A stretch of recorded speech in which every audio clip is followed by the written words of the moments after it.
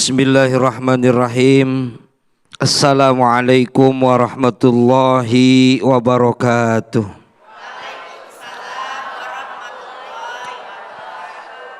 Alhamdulillah. Alhamdulillahilladzi ja'ala Ramadan syahrul rahmah wal maghfirah.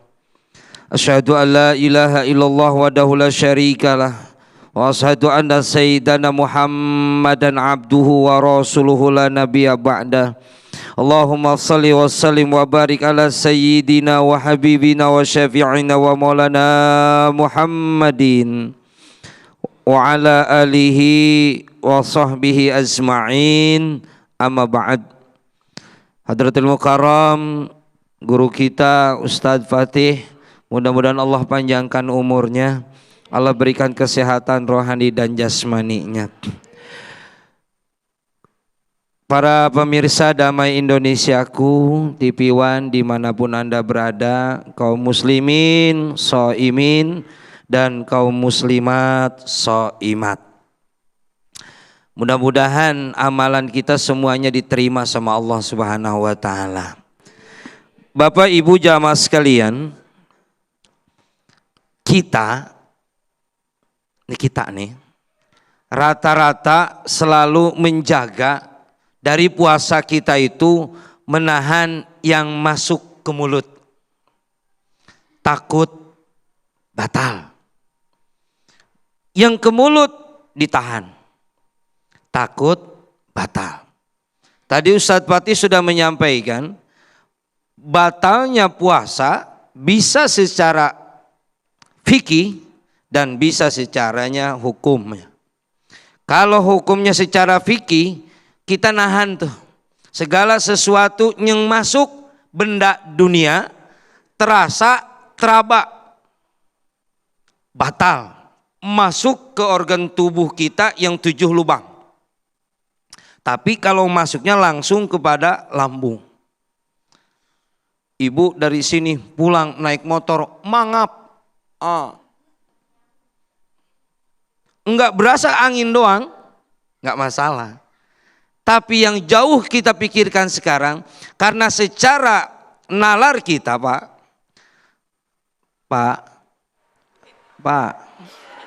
ya Allah kasihan banget ya.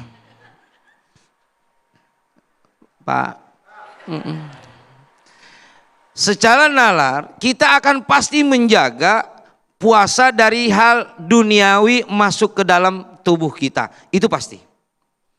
Tetapi yang terkadang yang jauh lebih tidak kita kontrol, segala sesuatu yang dapat membatalkan pahala puasa kita. Kiai tadi sudah nyampein, nggak sedikit orang yang puasanya dapat lapar sama haus, pede banget, pede puasanya, pede banget bahwa dia puasa. Padahal dia nggak dapat pahala. Kenapa? Sebab pahalanya sudah dia hanguskan dengan perbuatan dia sendiri. Begitu. Ya.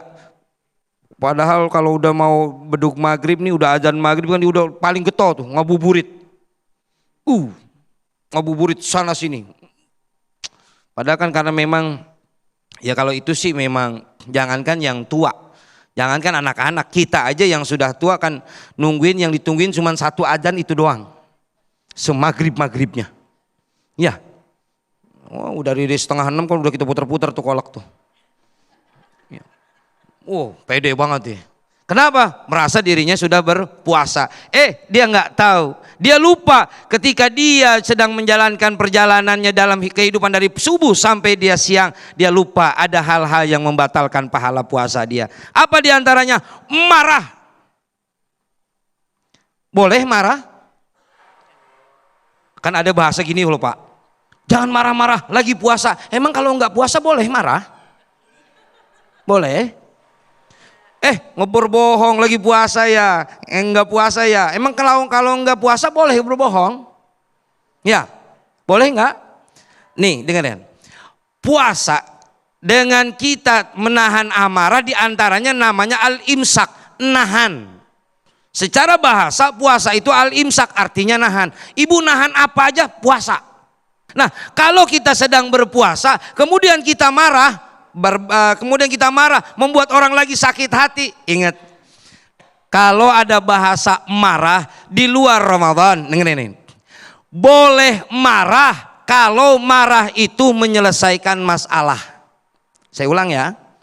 Boleh marah kalau marah itu menyelesaikan masalah. Jangan marah kalau cuman tambah masalah. Gelas jatuh, brak sama anak. Anak diomelin, dijewer juga, kupingnya terluka. Gelas enggak jadi lagi, anak nangis. Enggak menyelesaikan masalah. Boleh marah asal menyelesaikan masalah. Nah, ketika Ramadan datang, tujuannya apa? Nih perhatikan. Ada Ramadan itu dengan tujuannya 4. Ini saya ngomong 5 tapi mulutnya 4. 1, ada pengaturan secara biologis. Kita dengan berpuasa menahan tubuh kita, biologis kita dari hal-hal makanan dan minuman. 1. Kemudian makanya ada bahasa, kalau nggak salah katanya nih doib apa enggak nih Kiai, sumu tasihu, puasalah kamu akan sehat. Bener nggak? Bener nggak kalau puasa sehat? Enggak. Kok sehat? Ya, biologis. Kemudian ada juga dengan manfaat dari puasa apa? Dengan puasa secara psikologis. Karena memang dia puasa, dia akan nahan amarahnya. Kenapa? Secara psikologi dia harus bisa menahan. Itu manfaatnya dari puasa secara psikologi. Enggak marah-marah. Ngomel-ngomel. Ya. Bawel. Kalau ibu kalau bawel udah bawaan, Pak. Udah bawaan. Makanya kalau ibu marah, bapak diam aja. Sebab kalau ibu dilawan sampai kapanpun nggak bakalan menang, Pak. Sebab memang udah bawaannya. Apalagi kalau udah keluar kata-kata pokoknya, bapak diam aja. Sampai budek nggak bakalan bapak menang. Kalau ibu-ibu udah keluar kata-kata pokoknya, ya memang begitu bawaannya. Udah qadratullah. Kalau kita ini kalau turunan Hawa memang begitu, Pak. Hawa. Kalau kita memang turunan Adam. Diam aja Adam. Secara psikologi kita memang dengan berpuasa disuruh untuk nahan emosinya. Bukan berarti begini juga, Pak. Gua ancam ntar ya abis maghrib lu gua omelin lu. Gua sekarang lagi puasa. Enggak gitu juga, Pak.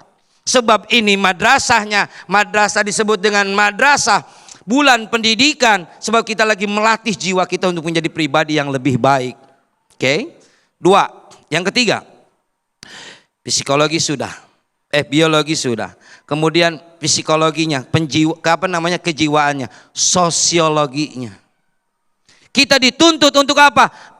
Untuk bisa memaknai arti kehidupan kita. Jangan suka menghina orang yang susah.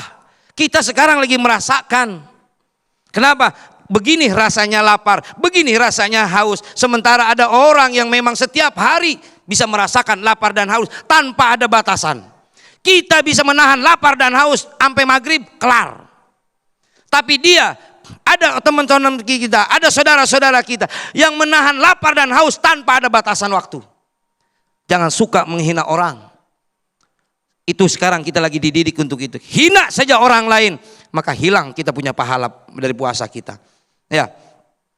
Yang terakhir, ada yang namanya spiritual. Mental kita sama Allah. Tadi Kiai sudah nyampein, puasa itu adalah ibadah syiriah. Ibadah yang tersembunyi, enggak ada yang tahu kita puasa apa enggak. Ya. Tadi takwa tujuannya. Enggak ada tanda-tanda orang puasa, betul? Dia tuh bibirnya kering, seriawan. Tuh dia ngeludah terus cacingan. Dia miring banget, lemes banget, namanya penyakitan. Dulu dia puasa tuh tidur mulu, malas dia mah. Ibadah syiriah, ibadah yang selalu merasa diawasi oleh Allah. Takwa imtisarul awamirillahi wazinabun nawahi syirra wa alaniyah. Merasa diawasi oleh Allah. Sedang apapun, bersama siapapun, dimanapun Allah memantau, melihat kepada kita. Makanya yang tahu puasa kita bagus atau tidaknya puasa kita hanya pribadi kita dengan Allah Subhanahu wa taala. Wallahu a'lam. Baik, terima kasih Ustaz Rustandi yang telah melengkapi tausiah di segmen kedua ini. Dua hal tadi atau dua guru tadi telah menyampaikan bagaimana sesungguhnya hal-hal yang membatalkan pahala-pahala berpuasa. Namun saya yakin di antara para jamaah dan juga pemirsa banyak pertanyaan yang ini juga sering sekali terjadi di setiap tahun di bulan puasa. Pertanyaan-pertanyaan yang remeh-temeh mungkin di antaranya menelan ludah apakah batal atau tidak puasa, kemudian juga mungkin sikat gigi dan lain sebagainya. Hal-hal yang ringan mungkin ini sering menjadi pertanyaan di kita semua. Nah, untuk itu nanti kita akan bahas di segmen 3 dan juga 4 nanti dalam segmentasi tanya jawab yang nanti akan dijawab oleh guru-guru kita. Tetaplah bersama kami dalam Damai Indonesiaku spesial Ramadan 1447 Hijriah.